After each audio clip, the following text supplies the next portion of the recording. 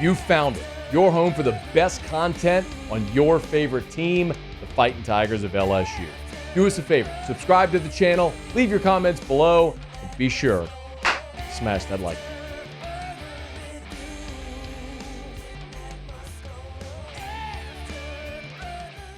So yesterday, while we were here, we looked at FPI, and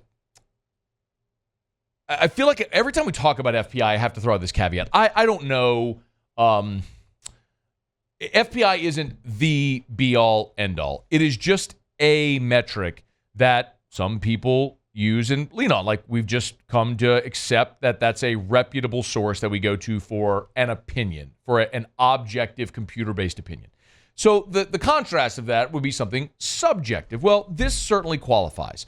247 Sports, and it was Brad Crawford over at 247. And Brad's been on the show before, and he does a really good job. Brad updated his power rankings in the SEC. And I found it interesting, and to be very honest, I mean, look, I think some of this we know, like number 16 on the list. Oh, okay, it's Vanderbilt. They're dead last in the SEC. Of course, that's who else would be dead last in the SEC than Vanderbilt?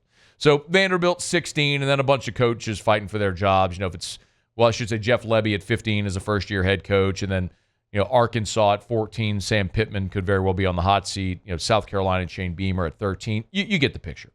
For whatever it's worth, and I don't know that it's worth a tremendous amount, actually, but LSU on this list is 6th. They have LSU 6th in the power rankings.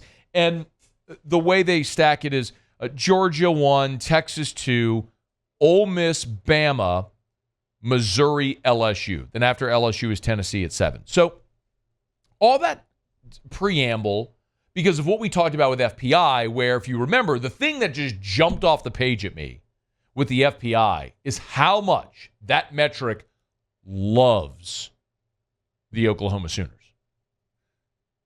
Oklahoma's, when I look at something like that, I'm always looking at what is the outlier. Okay, they have Georgia as the best team in the country. Shocker, we all know that. What's the outlier?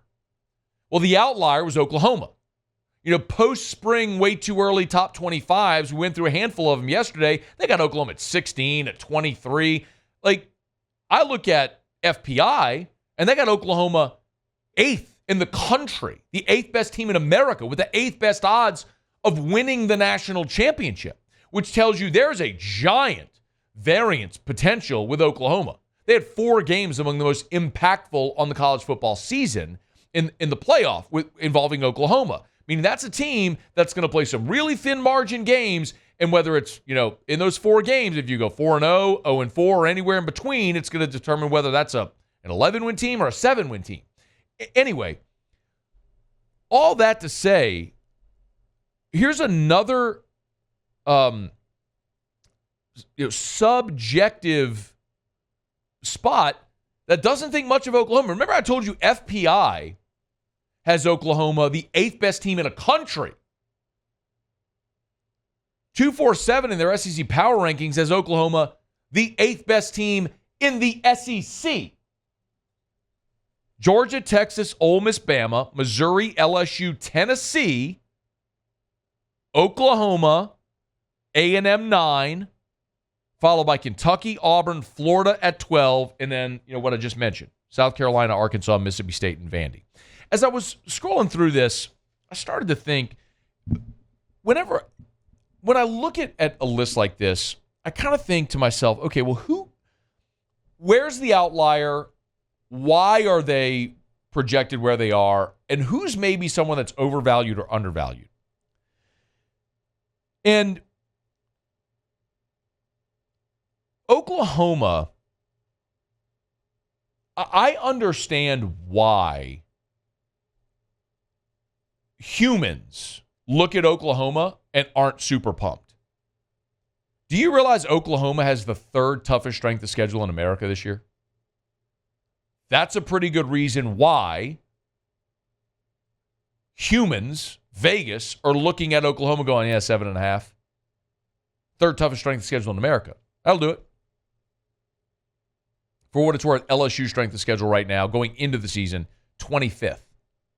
Manageable by SEC standards. Bama, 6th. LSU 25th toughest strength of schedule. Bama 6th toughest strength of schedule. Yo. You want to know why people are high on Ole Miss?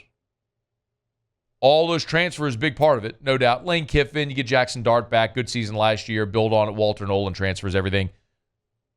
Strength of schedule, 53. They'll do it. You got a manageable path. But the team that I looked at on this list that made me go, was Florida. So they got Florida at 12. And I know there's not many people high on Florida this year, and I'm not one of them either. But I want you to consider this. The team with the most returning production in the SEC this year, the most returning production from last year's team, is Texas A&M. And that probably surprises you because they lost 31 guys off the team, or whatever, 37, whatever the number is, after Jimbo left. They lost a ton of players. But strictly production,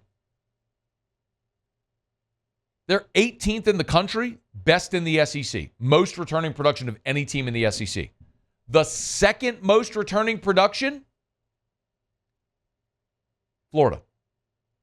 Now, Florida wasn't great last year, but year 3 under Billy Napier, you get everybody back. You would think, would stand to reason, Graham Mertz back for another year under center, you take that step. Here's the problem with Florida. Talking about strength of schedule. Florida has the number 1 strength of schedule in the country. That is why ain't nobody high on Florida this year. They open up with Miami. Then they play Samford, A&M, at Mississippi State, Central Florida, at Tennessee, Kentucky, Georgia, at Texas, LSU, Ole Miss, at Florida State. They may not win a game in November on. Georgia, at Texas, LSU, Ole Miss, at Florida State. Even if they are respectable through October, they're probably going 0-5 to finish the season. Which is why a lot of people are looking at Florida and going, this is probably it for Billy Napier. Unless if all that returning production hits that parabolic run-up and they find themselves and end up being really good. Interesting to look at all the different opinions, both subjective and objective, at this point in the summer, leading toward the regular season. And to look, where do you see parallels and where do you see giant discrepancies? Oklahoma is certainly among them. Florida might well be also. Hey, thanks so much for watching. Please leave your comments. I love to interact. And be sure to hit the red subscribe button below.